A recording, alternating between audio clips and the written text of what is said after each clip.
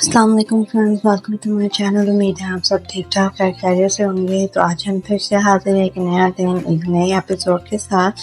तो आज हम जो रेसिपी बनाने वाले हैं ये है अचार गोश्त, यानी अचार गोश्त का मसाला हम बनाने वाले हैं।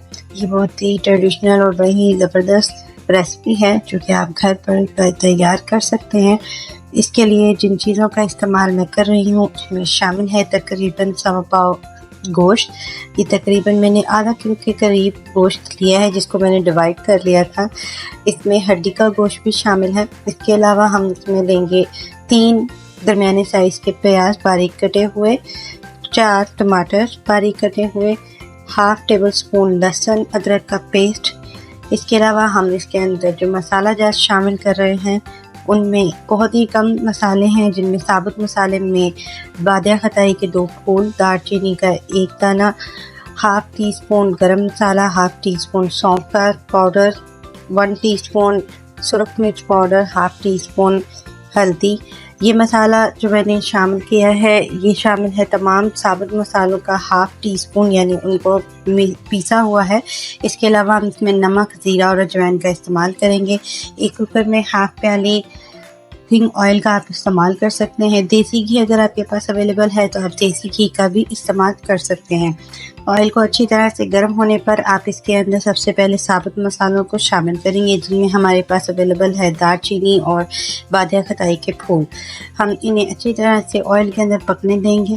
फर्स्ट हैंड हमने इनको ऑयल के अंदर गर्म होने देना है। जैसे ही ये ऑयल के अंदर गर्म हो जाएंगे देन हम इनके अंदर प्याज को शामिल कर लेंगे। इस तरह से आप देख सकते हैं हमारा ऑयल गर्म हो रहा है। चैनल पर अगर आप न्यू हैं, चैनल को अब तक आपने सब्सक्राइब नहीं किया तो चैनल को ज़रूर सब्सक्राइब कीजिए, बेल आइकन को ज़रूर हिट कीजिए ताकि आपका और हमारा साथ इसी तरह जुड़ा रहे। ऑयल गर्म हो चुका है और अब इसके अंदर शामिल कर रहे हैं अपनी 3 दरमियानी साइज़ से कटिंग किए हुए प्याज। नॉर्मल साइज़ की कटिंग आपने इनकी कर लेनी है। इन्हें हल्का सा आपने फ्राई करना है क्योंकि हमने इसे प्रेशर देना है, इस वजह से हम इसे हल्का हल्का फ्राई कर लेंगे ताकि अच्छी तरह से इसके जो कच्चापन है वो दूर हो सके और ईजीली ये गल भी सके।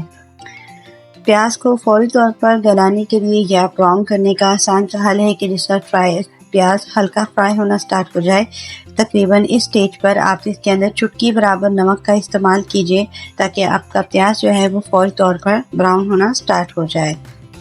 हम इस स्टेज के ऊपर अपना प्याज जो है उसके अंदर गोश्त को शामिल करेंगे ताकि गोश्त अच्छी तरह से इसी घी और प्याज के पानी में अच्छी तरह से फ्राई हो सके। गोश्त का फ्राई होना ज़रूरी है, इससे इसके अंदर की छान जो है कच्चापन जो है वो ख़त्म हो जाएगा। गोश्त का रंग बदलने तक आप इसी तरह से इसी पानी और प्याज में और घी के साथ अच्छी तरह से फ्राई कीजिए। इस तरह से लगने से आपका गोश्त बहुत अच्छा टेंडर टाइप तैयार होगा, उसका टेंडर बहुत बेहतरीन रेडी होगा। इसलिए आप इसे इस तरह से अच्छी तरह से फ्राई कर लीजिए। इस तरह हम इसे फ्राई कर लेंगे। क्योंकि हमारे पास ऑयल मुनासिब हमने इसमें शामिल किया है, गोश्त डालते ही गोश्त किनारों पे लग भी सकता है, इसलिए आपने इस तरह से चम्मच चलाना है तब तक जब तक इसका कलर जो है वो चेंज ना हो जाए। अब हम इस स्टेज के ऊपर इसके अंदर शामिल करेंगे अपना हाफ टेबल स्पून अदरक लहसुन का पेस्ट। आपने इसे इस तरह से इसमें शामिल करना है। आप चाहें तो इसी तरह इसे अदरक लहसुन पेस्ट को पानी में शामिल करके इसमें शामिल कीजिए। इस तरह से मैं 2 घूंट क्लियर करके इसमें शामिल कर रही हूँ। आप देखिएगा जब आप इस स्टेज पर इसमें अदरक लहसुन का पेस्ट शामिल करेंगे तो आपको बहुत बेहतरीन खुशबू और जायका जो है इसका महसूस होगा और बहुत अच्छे अरोमा जो है वो आपको इसमें फील होगा। अब हम इसके अंदर शामिल कर रहे हैं अपनी तमाम मसाला जात, जिसमें से हम सुरख मिर्च हल्दी पाउडर जो है वो शामिल नहीं करेंगे। पहले सिर्फ हमें गोश्त को गलाना है, जिसमें हम ज़ीरा, अजवाइन, गरम मसाला और पिसा हुआ सौंफ का पाउडर जो है वो शामिल करने के बाद इसमें हम शामिल करेंगे अपने बारीक कटे हुए 4 टमाटर। अगर आपके पास दही घर पर अवेलेबल है तो आप दही का भी इस्तेमाल कर सकते हैं, लेकिन उस सूरत में आप टमाटर सिर्फ 3 इस्तेमाल करेंगे और दही का हाफ प्याली इस्तेमाल की जाएगी।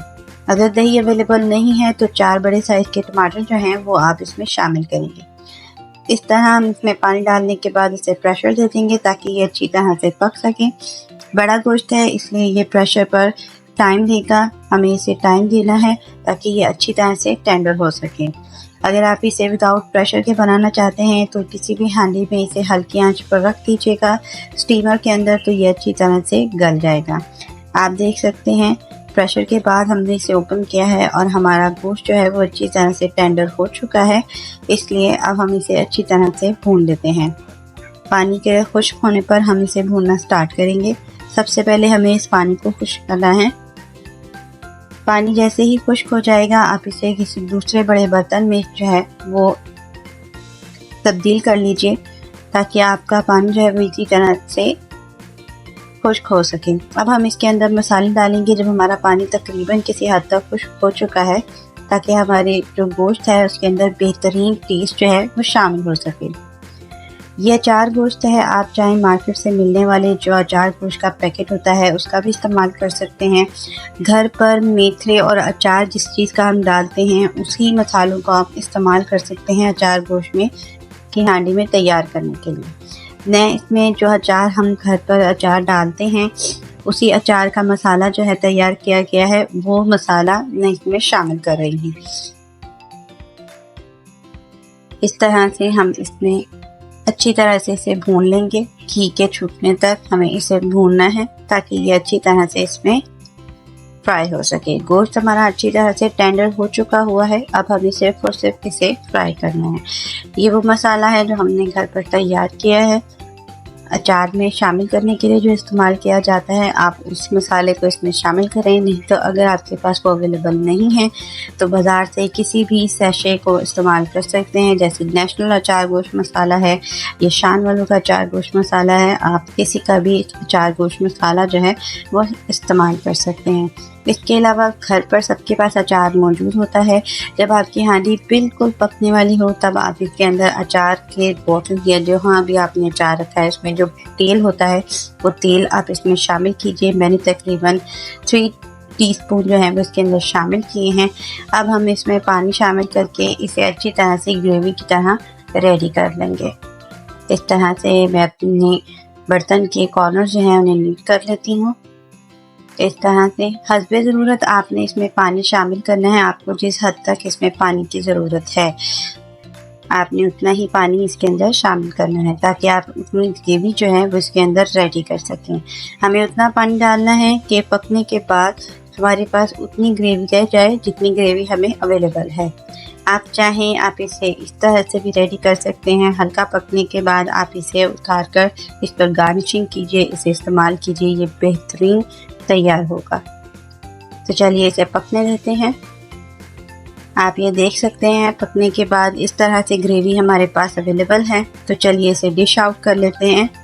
ہمارا مزیدار سا اچار گوشت جو ہے وہ ڈش آؤٹ ہو چکا ہے۔ میں کی گارنشنگ تازہ پودینے کے پتے، تازہ دھنیا اور ادرک اور باریک کٹی ہری مرچ کے ساتھ کروں گی۔ آپ چاہیں تو صرف نیمبو کے ساتھ بھی کر سکتے ہیں، کیونکہ اس میں پہلے یہ اچار شامل ہے اس لیے میں نے نیمبو کی گارنشنگ نہیں کی ہے۔ اس طرح سے آپ اسے بنائیے، آنے والی بڑی عید پر، گھر پر، دعوتوں میں یہ بہترین بننے والی ڈش ہے، بہت اس کا مزہ آتا ہے۔ خمیر روٹی کے ساتھ آپ اسے استعمال کیجئے تو اس کا مزہ اور بھی دوبالا ہو جائے گا۔ امید ہے آپ کو آج کی ایپیسوڈ بیحد پسند آئی ہوگی۔ پھر ملتے ہیں ایک نئے ایپیسوڈ کے ساتھ۔ ایپیسوڈ کے حوالے سے ضرور اسے ٹرائی کیجیے گا اور ہمیں اپنا قیمتی فیڈ بیک ضرور دیجیے گا، جس سے ہماری بہت حوصلہ افزائی ہوتی ہے۔ آپ کا پیار بےحد شکریہ، آپ کے پیار کا، آپ کے کمنٹس کا، آپ کے فیڈ بیکس کا۔ تو یہ تھی ہماری آج کی ایپیسوڈ، امید ہے آپ کو بےحد پسند آئی ہوگی۔ اپنا اور اپنے ارد گرد رہنے والوں کا بےحد خیال رکھیے گا، دعاؤں میں ہمیں یاد رکھیے گا۔ تب تک کے لیے اللہ حافظ۔